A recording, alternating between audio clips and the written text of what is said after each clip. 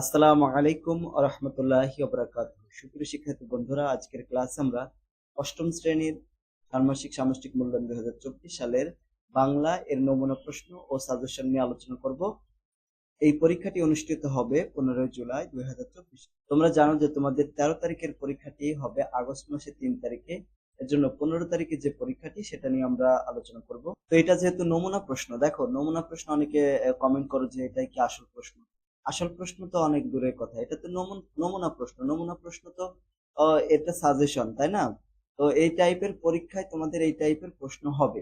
নমুনা প্রশ্ন তো পরীক্ষার আগের দিন পাওয়া যায়, কিন্তু এটা তো অনেক আগেই করা হচ্ছে, তাই না? নমুনা প্রশ্ন মানে এরকম টাইপের প্রশ্ন তোমাদের পরীক্ষায় আসবে, এরকম টাইপের, কিন্তু হুবহু এটাই আসবে না। তো নমুনা প্রশ্নের কার্যক্রম একের ভিতরে রয়েছে প্রসঙ্গ বজায় রেখে যোগাযোগ।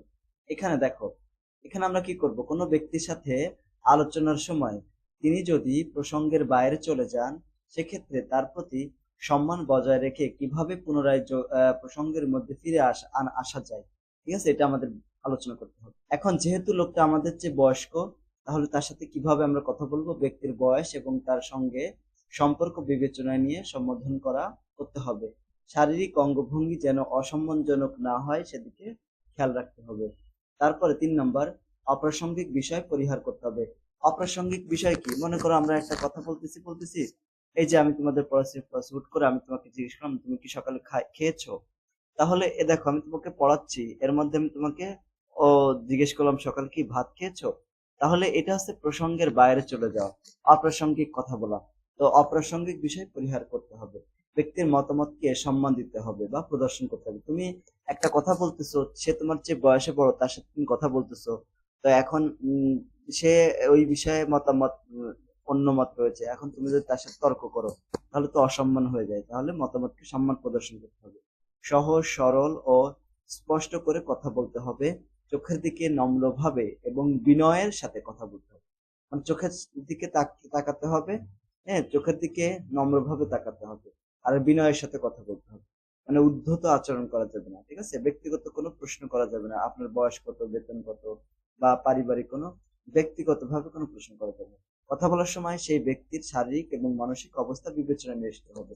এখন তুমি একটা হাসির কথা বলবা কিন্তু লোকটার মন খারাপ বা এরকম, তাহলে তো বিবেচনা করা হলো না। তাহলে শারীরিক এবং মানসিক অবস্থা কেমন আছে, ভালো থাকলে ভালোভাবে কথা বলতে, মানে হাসির কথা বলা যেতে পারে এরকম। উচ্চস্বরে কথা পরিহার করতে হবে। তুমি ধমক দিয়ে বা এরকম চিল্লায় চিল্লায় কথা বলতে পারবে না। কথোপকথনের সময় কতটা ব্যয় হচ্ছে তা বিবেচনায় রাখা, মানে ওই লোকটা যার সাথে তুমি কথা বলবা, তোমার যে বৃদ্ধ, তার যদি কোনো সময়ের প্রতি সময় নষ্ট হয়, সেদিকে আমাদের খেয়াল রাখতে হবে। এখন কার্যক্রম 2, এটা হচ্ছে প্রমিত ভাষায় কথা বলে। এখানে আমাদের যেটা করতে হবে, নিজের বাড়িতে শব্দের অপ্রমিত বা আঞ্চলিক উচ্চারণ হয় এমন 10টি বাক্য লিখতে হবে। আমাদের এখানে 10টা বাক্য লিখতে হবে এবং সেই 10টা বাক্যের প্রমিত রূপও লিখতে হবে। যেমন এখানে তোমাদের পরীক্ষা আসতে পারে যে বন্ধুর সাথে আলোচনা করে লিখো 10টা বাক্য লিখো যেগুলো প্রমিত, অপ্রমিত বা আঞ্চলিক, ঠিক আছে, এরকম। অপ্রমিত বা আঞ্চলিক উচ্চারণ বা বাক্য, যেমন দেখো, তুমি কই থেইক্কা আইছো। তো এখানে যেটা প্রমিত রূপ হবে, তুমি কোথা থেকে এসেছো বা কোথায় থেকে এসেছো, কোথা থেকে। 2 নাম্বার, আপনি ভালো আছেন নি। 2 নাম্বার আমরা এরকম প্রমিত হবে, আপনি কি ভালো আছেন। তার 3 নাম্বার, 1 গ্লাস হানি দাও, 1 গ্লাস পানি দাও, এরকম। তারপরে মা, ঘরের চাবি কই, ঘরের দেখছো ঘরের চাবি কই, মা ঘরের চাবি কোথায়। 5 নাম্বার, বাড়িতে বসে, সরি, পিঁড়িতে বসে ভাত খাবেন। এটা আমরা বলতে পারি পিঁড়ি হবে না, পিঁড়িতে বসে ভাত খাবেন। তারপরে বাহিরে যায়েন না, ঠাড়া পড়ছে, বাহিরে যাবেন না, বজ্রপাত হচ্ছে, এরকম। তারপরে বিড়ই কি দুধ খাইছে, বিড়াল কি দুধ খাইছে বা খেয়েছে, এরকম। আমি পাহালে ভাত রান্ধি, আমি চুলায় ভাত রান্না করি, ঠিক আছে। তারপরে 9 নাম্বার, আজকা মাঠে খেলতে যাব ভাই, আজকে মাঠে খেলতে যাব ভাই। 10 নাম্বার, আজকা বাজার থেকে মাছ কিনা আনুন। 10 নাম্বার আমরা এভাবে বলতে পারি, আজকে বাজার থেকে মাছ কিনে আনবো। তো দেখো এরপরে কাজ 2, কাজ 2 হচ্ছে অষ্টম শ্রেণীর বাংলা পাঠ্য বইয়ের বাইরে থেকে প্রমিত উচ্চারণে বাছাইকৃত যে কোনো কবিতার প্রথম 10 লাইন এবং যে কোনো গদ্যাংশের 10 লাইন বাছাই করতে হবে। এখন কি করতে হবে বলতো, তোমার বই রয়েছে না, অষ্টম শ্রেণীর বাংলা বই, এখন এটা বাদ দিয়ে অন্য কোনো বই ক্লাস 7-এর 6-এর, হ্যাঁ, বা 9-10-এর, তো ওদের থেকে প্রমিত উচ্চারণ হয়েছে এরকম একটা কবিতা নির্বাচন করতে হবে, সেটার কোনো আঞ্চলিক ভাষা নেই, সেটা প্রমিত ভাষা রয়েছে, ঠিক আছে? যেমন দেখো সৈয়দ শামসুল হকের দানপত্র, এই যে কবিতাটা, ঠিক আছে? তোমাদেরকে হয়তোবা কথোপকথন লিখতে বলতে পারে, ডায়লগ লিখতে বলতে পারে, অথবা এরকম একটা উদ্দীপক দিয়ে দিতে পারে, ঠিক আছে? অথবা তোমাদের লিখতে বলে। এরপর শুধু তাই নয়, প্রমিত উচ্চারণে বাছাইকৃত গদ্যাংশে 10 লাইন, এটা হচ্ছে গদ্যাংশের 10 লাইন, যেখানে প্রমিত ভাষা ব্যবহার করা হয়েছে, আঞ্চলিক ভাষা ব্যবহার করা হয় নাই। তারপর কার্যক্রম 3 হচ্ছে ভাষার শব্দ, বাক্য এবং জ্যোতিচিহ্নের ব্যবহার। এখানে তোমাদের একটা কাজ করতে হবে, সেটা হচ্ছে প্রথম ধাপে একটা অনুচ্ছেদ দেওয়া হবে এবং এটি থেকে নির্দিষ্ট সংখ্যক কয়েক শ্রেণীর মানে শব্দ, সমাস সাধিত, তারপরে উপসর্গ সাধিত এবং প্রত্যয় সাধিত শব্দ শনাক্তকরণ করতে হবে। দেখো, দিয়ে দেবে না, তোমাকে বরং লিখতে বলবে, একটা অনুচ্ছেদ লিখতে বলবে, একটা বিষয়, যে কোনো একটা বিষয়, মনে করো তোমার আশেপাশে সামাজিক কত সমস্যা রয়েছে, বাল্য বিবাহ, তারপরে যৌতুক প্রথা, তারপরে রয়েছে তোমার মনে করো শব্দ দূষণ, বায়ু দূষণ, পানি দূষণ, আরো কত সামাজিক সমস্যা রয়েছে। এই সামাজিক সমস্যা দিয়ে তোমাকে কিছু একটা অনুচ্ছেদ অথবা ডায়লগ লিখতে বললো, ঠিক আছে? ডায়লগ, এখন ওই ডায়লগটা লিখবা অথবা অনুচ্ছেদ লিখবা, ঠিক আছে? অনুচ্ছেদের ভিতরে অবশ্যই সেখানে সমাস সাধিত শব্দ থাকবে, উপসর্গ সাধিত শব্দ থাকবে, প্রত্যয় সাধিত শব্দ থাকবে। তারপরে ধাপ 2 করতে হবে বাক্যে প্রতিশব্দ এবং বিপরীত শব্দের প্রয়োগ দেখাতে হবে। তৃতীয় ধাপে নির্দিষ্ট শব্দ ব্যবহার করে বিভিন্ন ধরনের জ্যোতিচিহ্ন প্রয়োগ করে 3 শ্রেণীর বাক্য গঠন করতে হবে। তো দেখো, এটা আমরা উত্তর চলবে, এটা আছে নমুনা প্রশ্ন, নমুনা অনুচ্ছেদ। তো মনে করো তুমি একটা অনুচ্ছেদ লিখলে, এই যে অনুচ্ছেদটা তুমি লিখলে, ঠিক আছে? যেমন যেমন দেখো, আমার সালাম নিও, অনেক পর্বত নদী প্রান্তর পেরিয়ে সমস্ত বাধা অতিক্রম করে তোমার ছেলে তার অনেক আকাঙ্ক্ষার শেষ ঠিকানা আজ খুঁজে পেয়েছে। মনে করো তুমি তোমার মার কাছে চিঠি লিখতেছো, ঠিক আছে? এরকম, হ্যাঁ মা, আমি পৌঁছে গেছি আমার ইচ্ছার কেন্দ্রবিন্দুতে, নিজেকে এবার প্রস্তুত করব প্রতিশোধ নেওয়ার এক বিশাল শক্তি হিসেবে।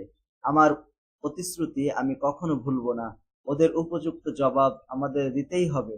মা, তুমি এই মুহূর্তে আমাকে দেখলে চিনতে পারবে না, বিশাল বাবরি চুল, বুক ভর্তি দাড়ি গোঁফ, যদিও আমি নিজের চেহারাটা বহুদিন দেখি না, কারণ এখানে কোনো আয়না নেই।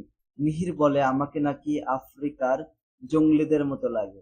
মিহির ঠিকই বলে, কারণ এখন আমি নিজেই বুঝি আমার মাঝে একটা জঙ্গলি ভাব এসেছে, সেই আগের আমি আর নেই। এইভাবে এখান থেকে তোমরা একটু পড়ে নিও। তোমাদেরকে অনুচ্ছেদটা লিখতে বলতে হতে পারে, মানে অনুচ্ছেদ কোন বিষয় লিখতে হবে সেটা তো বলে দিবে, যেমন বাল্য বিবাহ সম্পর্কে লিখলে, বা হচ্ছে সামাজিক কোনো সমস্যা লিখলে, ঠিক আছে? সমাজে যে সমস্ত সমস্যা রয়েছে, বাল্য বিবাহ, যৌতুক, পানি পানি দূষণ, বায়ু দূষণ, শব্দ দূষণ, কত রয়েছে। তো তুমি যে অনুচ্ছেদটা লিখবা বা চিঠি লিখবা বা হচ্ছে তোমার একটা ডায়লগ লিখতে বলবে, মানে কথোপকথন, ওখান থেকে 8 শ্রেণীর শব্দ বার করতে হবে। 8 শ্রেণীর শব্দ মানে কি? বিশেষ্য। কোন শব্দগুলো হচ্ছে বিশেষ্য? দেখো, এই যে যে শব্দগুলো সব রয়েছে বিশেষ্য শব্দ।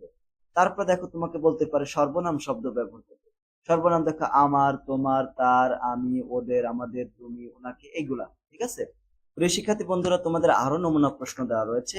এই চ্যানেলে যে ভিডিও অপশনে যাবা অথবা প্লেলিস্টে যাবা, দেখো ভিডিও অপশনে গুলো তোমরা পেয়ে যাবা। এই দেখো, এখানে নবম শ্রেণী, তারপরে সপ্তম শ্রেণী, অষ্টম শ্রেণী, ঠিক আছে? তোমাদের এই যে নমুনা প্রশ্ন 2, তারপরে এখানে দেখো নমুনা প্রশ্ন 1, এগুলো দেওয়া আছে, এগুলো তোমরা পড়ে নিতে পারো, ঠিক আছে? এগুলো কম পরীক্ষায় কমন বাঁচবে ইনশাল্লাহ। তারপর দেখো বিশেষণ শব্দ, অনেক, বিশাল, এগুলো হচ্ছে বিশেষণ শব্দ। ক্রিয়া, নিয়, পেরিয়ে, করা, এগুলো হচ্ছে ক্রিয়া শব্দ। ক্রিয়া বিশেষণ সমস্ত, আজ, এবার, এখনো, এগুলো হচ্ছে ক্রিয়া বিশেষণ। উপসর্গের ভিতরে হচ্ছে মাঝে, মতো, মনে, পর্যন্ত, এগুলো। যোজকের ভিতরে হচ্ছে কারণ, আর, যখন, যেন, ও, এগুলা। এরপরে অনুচ্ছেদ থেকে কি করতে হবে? সমাস সাধিত শব্দ, উপসর্গ সাধিত শব্দ, প্রত্যয় সাধিত শব্দ শনাক্তকরণ করতে হবে। দেখো, সমাস সাধিত শব্দের ভিতরে কেন্দ্রবিন্দু, মুখ ভর্তি, খাওয়া দাওয়া, মুখোমুখি, বহুদিন, এগুলো হচ্ছে সমাস সাধিত শব্দ। উপসর্গ রয়েছে অতিক্রম, বিশাল, উপযুক্ত, প্রয়োজন, প্রতিশোধ, প্রতিশ্রুতি, এগুলা। প্রত্যয় সাধিত শব্দ দেখো, কাটি, খাবার দাবার, এগুলা।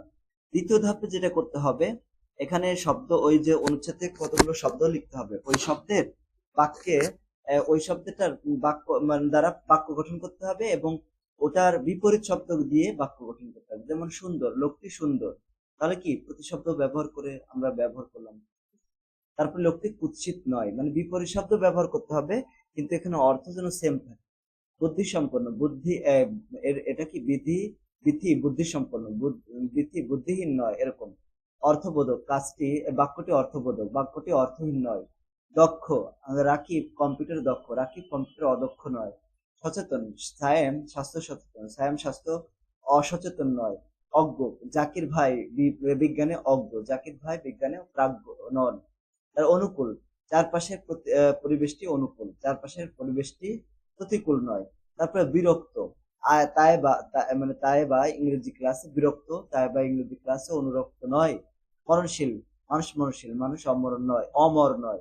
তারপর 10 নম্বর, পরিশ্রমী, হাসান পরিশ্রমী মানুষ, হাসান অলস মানুষ নয়, এরকম। তারপর আমাদেরকে বলতে পারে যে এরকম তৃতীয় ধাপ, নির্দিষ্ট শব্দ ব্যবহার করে বিভিন্ন ধরনের জ্যোতিচিহ্ন প্রয়োগ করে 3 শ্রেণীর বাক্য গঠন করো। যেমন দেখো, বইমেলা শব্দটা ব্যবহার করে আমরা বাক্য গঠন করতেছি।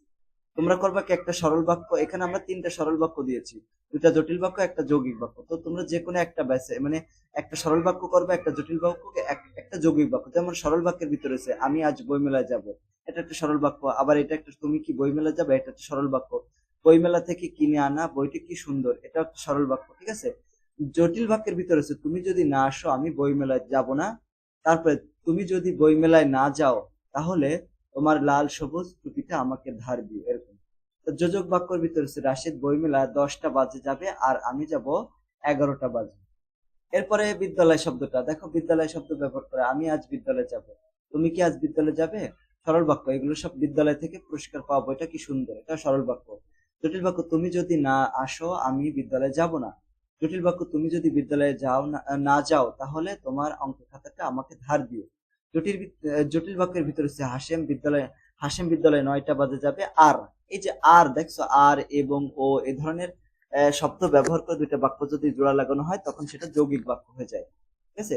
যৌগিক বাক্য। তারপর নির্ধারিত শব্দ হচ্ছে অফিস, অফিস দিয়ে আমরা 3টে সরল বাক্য, 2টা যৌগিক বাক্য, একটা মানে 2টা জটিল বাক্য, একটা যৌগিক বাক্য তৈরি করতে পারি, ঠিক আছে। তারপরে প্রশ্ন যেটা, চারপাশে লেখা বিশ্লেষণ করতে হবে।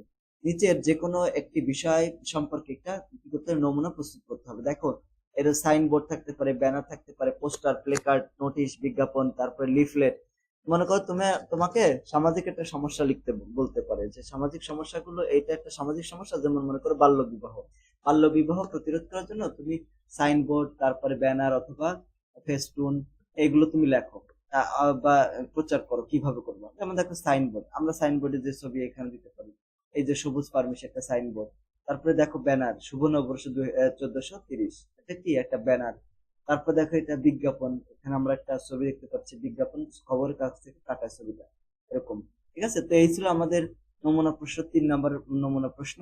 আশা করছি ক্লাসটি তোমাদের কাছে ভালো লেগেছে, এবং ভালো লাগলে ক্লাসটি বন্ধুদের সাথে শেয়ার করে দিও। এবং আমাদের আরো একটা চ্যানেল রয়েছে, মূল্যায়ন একাডেমি, তোমরা মূল্যায়ন একাডেমি চ্যানেলটি ফলো করে দিও, অর্থাৎ সাবস্ক্রাইব করে দিও। আমি ডেসক্রিপশন বক্সে অথবা কমেন্ট বক্সে এটার লিংক দিয়ে দেবো। সকলকে ধন্যবাদ। আসসালামু আলাইকুম ওয়া রাহমাতুল্লাহি ওয়া বারাকাতুহু।